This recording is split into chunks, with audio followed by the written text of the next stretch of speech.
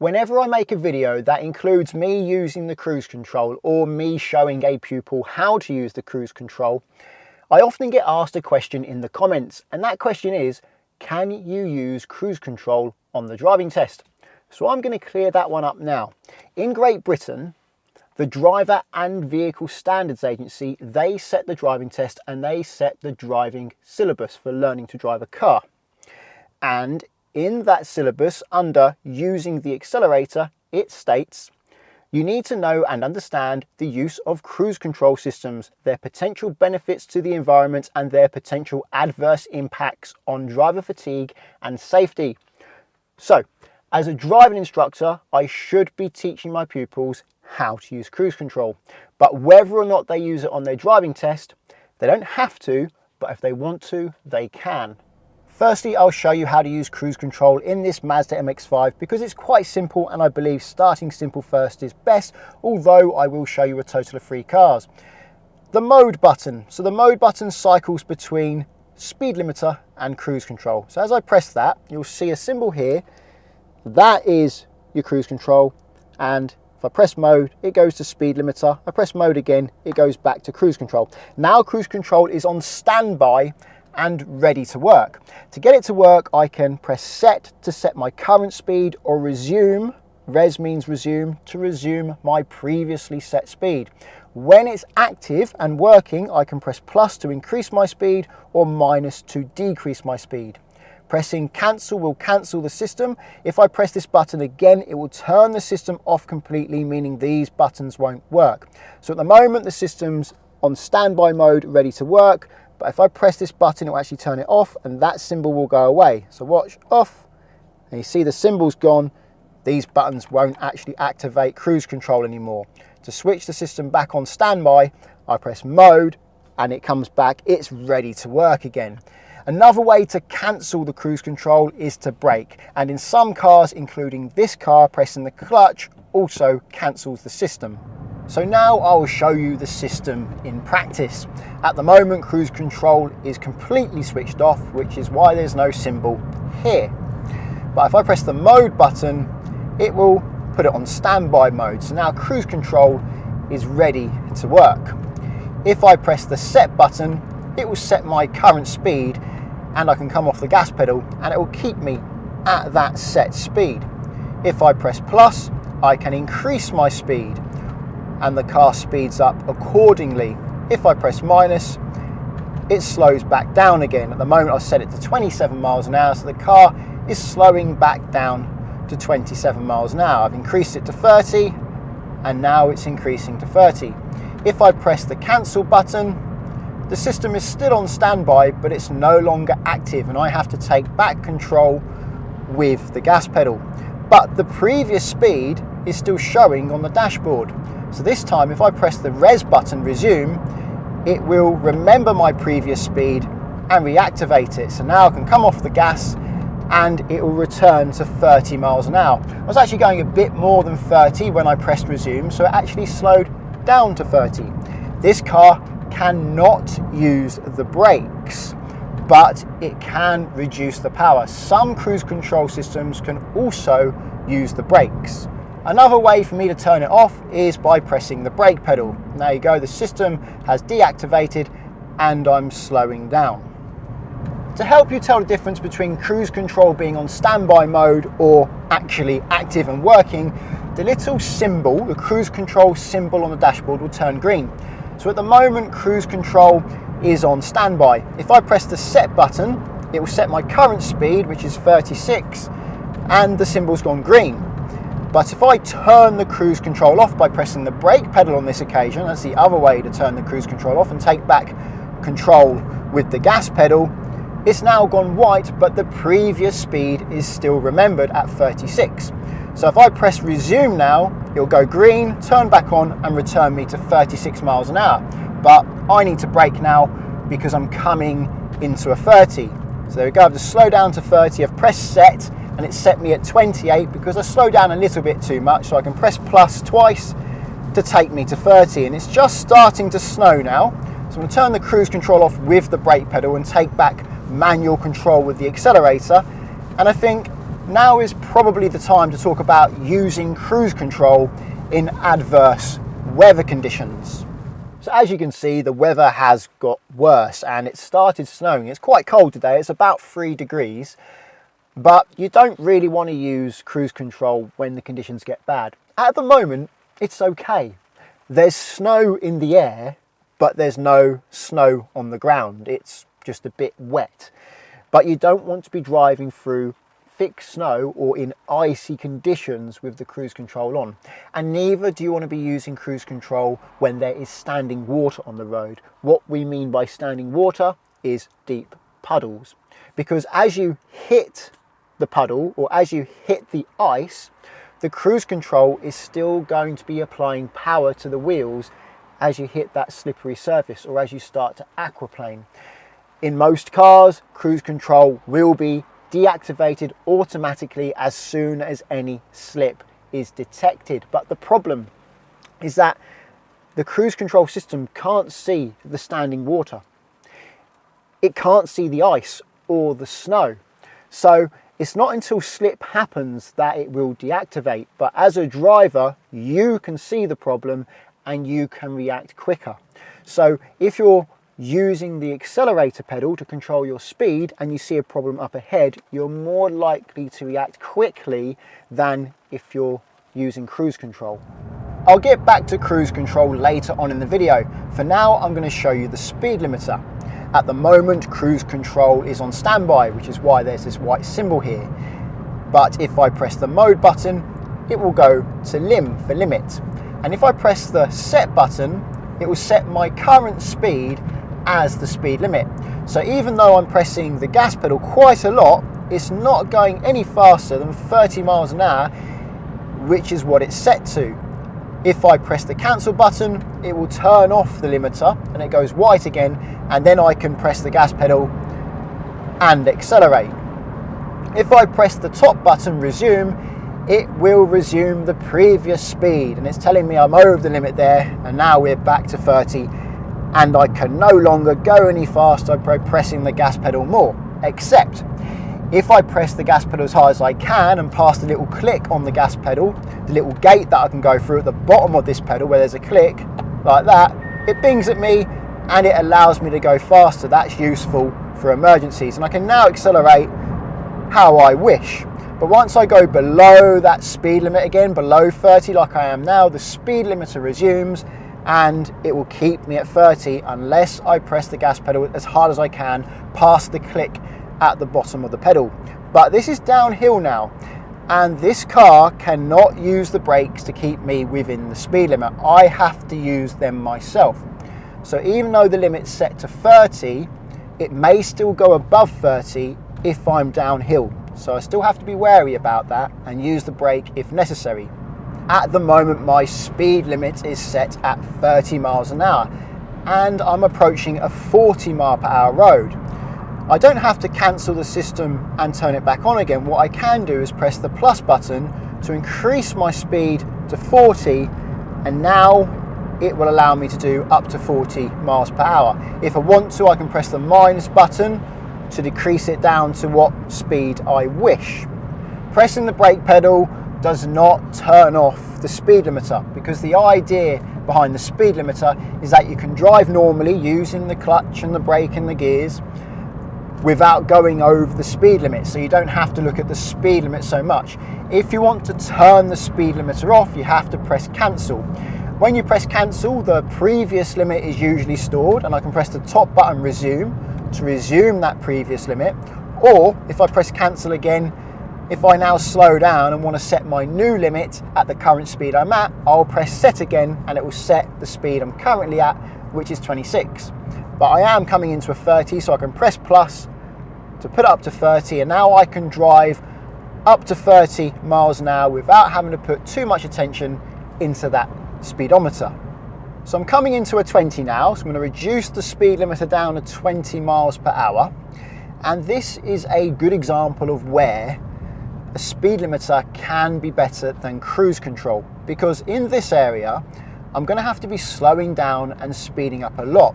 So the set speed that cruise control gives me isn't going to be as useful as me being able to use the gas, the brake and change the gears at will without the car being allowed to go over that set limit of 20 miles an hour, which is handy here because I do find it hard to stay within the 20 mile per hour speed limit because, well, I think it's been 30 mile per hour for about 18 years of my driving life and 20 miles an hour for the last year or so of my driving life, or maybe a couple of years. So I'm still finding it difficult to do this new 20 zone, and that speed limiter can help me, but I can still slow down and speed up as and when I wish.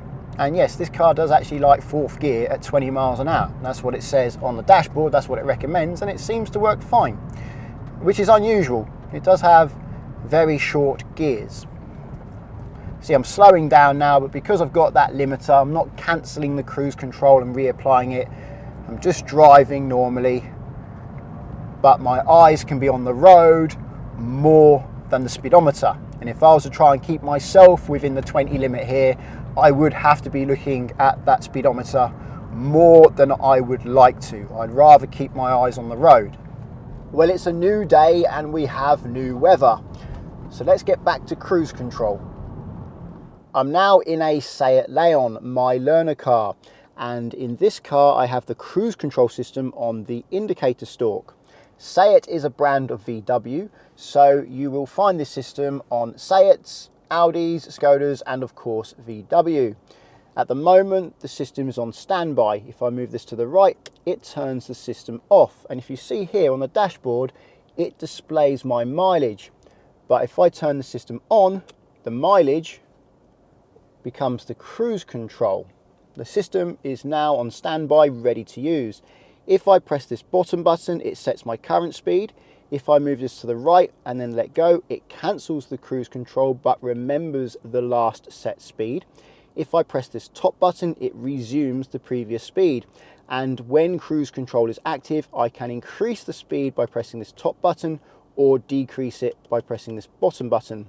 Pressing the brake, of course, will deactivate cruise control as it does in all cars. But in this car, I can actually change gear whilst the cruise control is active.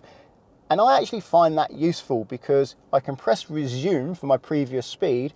And if the car is accelerating and I need a higher gear, I can actually change up a gear without having to then resume the cruise control again because it's cancelled from pressing the clutch down. So I do actually find this useful. I never thought I would, but I've had the car 10 years now and I do use that quite a lot. So here is the system in action. I'll turn the cruise control on by moving the switch to the left. Now it's on and in standby mode. If I press the set button, it will set my current speed and keep that even though I'm off the gas. And if I press the plus button, I can ask for a higher speed and it will accelerate me there.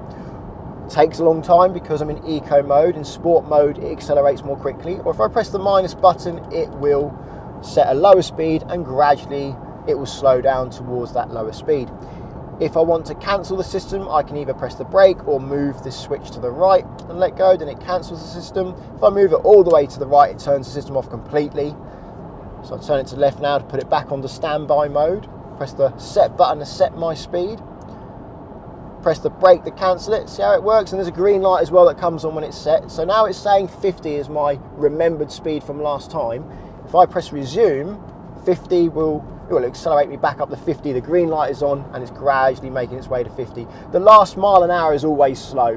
The closer I get to the set speed, the slower the acceleration is. Now I can press plus and increase my speed. I'm in the driving lane at the moment behind the lorry. Thought it'd be easier going below the speed limit in this slow lane to demonstrate the cruise control, because that way I can speed up and slow down, whereas if I'm at 70 I can't actually speed up, can I? Here's an example of how I can change gear whilst the cruise control is on. So the stored remembered speed is 70 miles an hour for the cruise control, and let's say I've just slowed down for something and I've had to change down into fourth gear. I'm in fourth gear at the moment. I think, right, it's clear again, I can go faster, I can press resume, and now it will accelerate me up to 70, and I can actually go up the gears whilst the car accelerates, which is actually quite useful because I don't have to keep pressing resume on the cruise control every time I change gear. Cruise control isn't only useful on high-speed roads, but any road where you're going to be maintaining a set speed for a long period of time, such as this one. It has a 30 mile per hour speed limit, and I'm going to be at that speed for a while because there's no obstruction, so I can set the cruise control and that'll keep me at that speed. Although now the car in front is going to slow down, I do have to brake to turn it off, but it is that simple. When you want to turn it off, just brake and it turns off and you can slow down. And now I'm going to accelerate again, and when I get near to 30 miles an hour, I'll just press the resume button and let it take over. This is an advantage because I can keep my eyes on the road more instead of having to look at the speed limit as much, or the speedo so much, to keep myself within the speed limit. I mean, I still will look at the speedo to make sure the cruise control is doing a good job, but I don't have to do it nearly as often. It's normal to feel a bit weird the first time you use cruise control. In fact, I remember feeling a bit nervous. It was 2007 in a Skoda Octavia. I switched the cruise control on, came off the gas pedal, and the car kept going. And I was not used to that. I didn't like that feeling. I didn't feel in control. I always used to come off the gas and the car slowing down. Now the car wasn't slowing down. It kept moving. But once I got used to the system, I no longer enjoy driving cars without cruise control because I find maintaining a steady speed with the gas pedal a bit of a bore, and I do drive within the speed limits. So the way I drive is I use the gas pedal when I'm speeding up and slowing down a lot, and I click on cruise control if I'm staying at a steady speed for a period of time. Bear in mind the gas still works. You press the gas pedal when cruise control is on, you'll go faster. Come off the gas and it will slow down to that set speed. Press the brake however and the cruise control will be turned off and you will slow down. So the pedals still work. Just make sure your foot is in a position where you're ready to use those pedals. Don't cross your legs. But having cruise control on, it does allow you to move your leg about a bit so you don't get so much fatigue in your leg, particularly on longer journeys. And if you're trying to keep it within the speed limit at a set steady speed, it allows you to keep your eyes on the road more instead of having to look at the speedo so much, which is safer. Also, it allows you to concentrate more on where you're going, because keeping a car at a steady speed, although it's not hard, over a long period of time, it does cause fatigue. So I find with cruise control, I can actually do much longer journeys and feel fresh after them. I'm now in a 2023 Toyota Corolla, and this car has a much more advanced system. It has 3 settings on the cruise control, and I can cycle through it via this mode button. It has normal cruise control, a speed limiter, and adaptive cruise control, which not only keeps me at a set speed, but a set distance from the car ahead. I can control that distance with this button, set the speed here, resume with this button, and I can increase or decrease the speed with these 2 buttons. I can cancel with the middle button or press the brake pedal. This is a hybrid automatic car, so there's no clutch pedal, and I can ask the car to stay in its lane with this button. On screen we have some bars. When it's locked onto the car in front, there'll be a picture of a car here and how many bars I am away from it. And when it's following its lane, these lines will go green. I have a similar thing on the heads-up display, although you probably can't see it in this camera. If you can, it's tiny. In person though, it's large and bright. So here is the system in action. I'm going to set my speed pressing this button now to 55, which is the same speed as this truck, and then I can press and hold down the plus button until I get to 70 miles an hour. In this car, it does actually skip to the speed limit because it recognises the speed limit if I hold down the plus button. So now the cruise control is set to 70 miles an hour.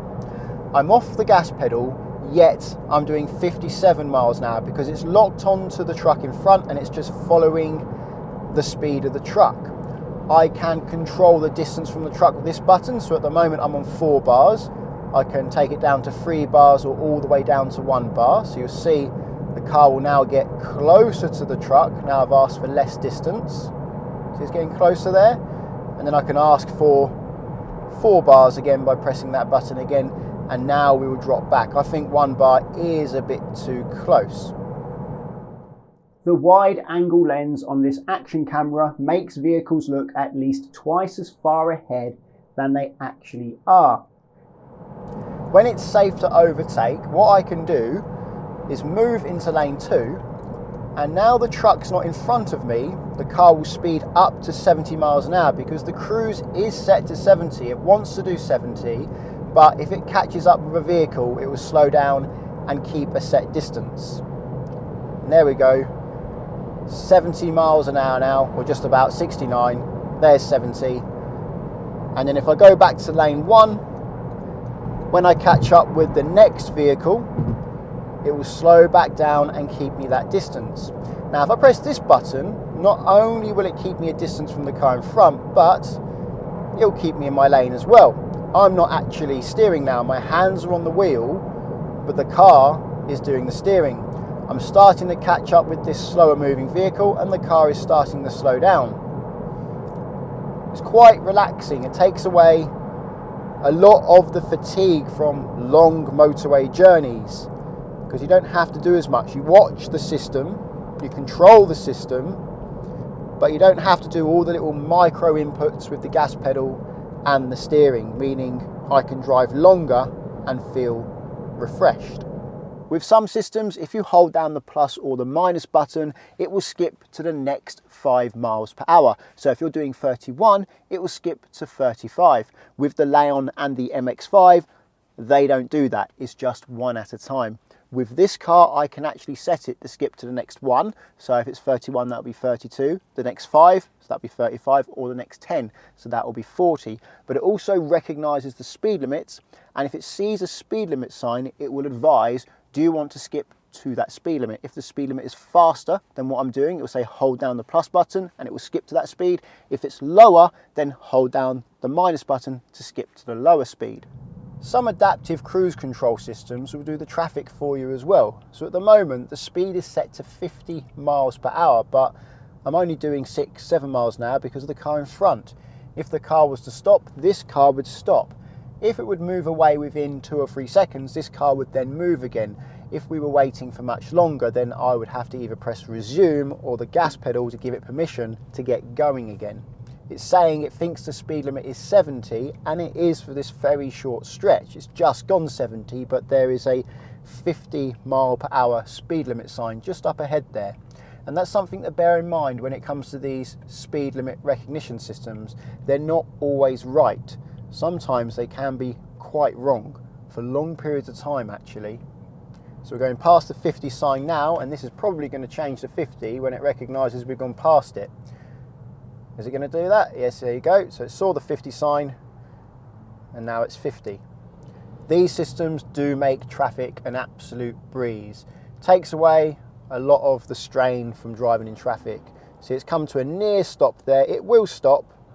Obviously, still watch it. Don't trust it, but it just means you don't have to do all the movements. You watch the system, be a guardian and take control when you need to, and you will, because sometimes it doesn't always work. This system is actually very good. It's Toyota's 3rd generation, which was available from 2023 for this Corolla. March 23 Corolla, the facelift model, got the 3.0 system, whereas the previous Corolla, even though it looks the same, it's the pre-facelift version and it has the 2.0 system. The adaptive cruise control in that, it does actually work all right, but the steering doesn't work. The 2.5, which you get on the iGo Cross, that works okay for steering, but this 3 is definitely an improvement. Where this car does go wrong is at slip roads. It always wants to leave, so I have to hold the wheel and make sure it doesn't take me off the motorway when we pass a slip road. It's not hard, it doesn't tug to the left in a strong, powerful way. It's soft and suggestive and easy to overpower, but you can feel that it wants to go and take the exit. The steering inputs it does, as I just said, are soft. It's enough to keep you in your lane, but at any point, if I want to turn or readjust the position, it takes very little effort from me to do so. So I'm in control, I'm watching where the car's going, but I'm allowing it to keep me centered in the lane, and I'll steer the wheel if I feel I need to. Like now, for example, this is actually a good example. There is a problem here, and actually it's done that pretty well. It's positioned well there. Now let's see with this exit. Is it going to try and take me off? No, not this time. This time it stayed in my lane and didn't try to leave this dual carriageway. Now the traffic's getting going, it's speeding up to 50 miles an hour and keeping me very well centered in this lane. I really haven't had to do anything for quite some time on this road. If your car is an automatic, when you speed up or slow down via the cruise control, it will still automatically change gear. Overall though, use cruise control responsibly, especially these more automated systems. They do get it wrong. Do not trust them. Make sure you're watching the road, you're in control of the car at all times, and just use them as an assistant. And if you're learning to drive, I recommend learning how to use cruise control with your driving instructor. That way you can get used to how it works with the safety net of your instructor. Many people ask whether or not it saves fuel, and there's two arguments here. In my experience, I find using cruise control saves me fuel. Staying at a steady speed, I find, uses less fuel overall than speeding up and slowing down slightly.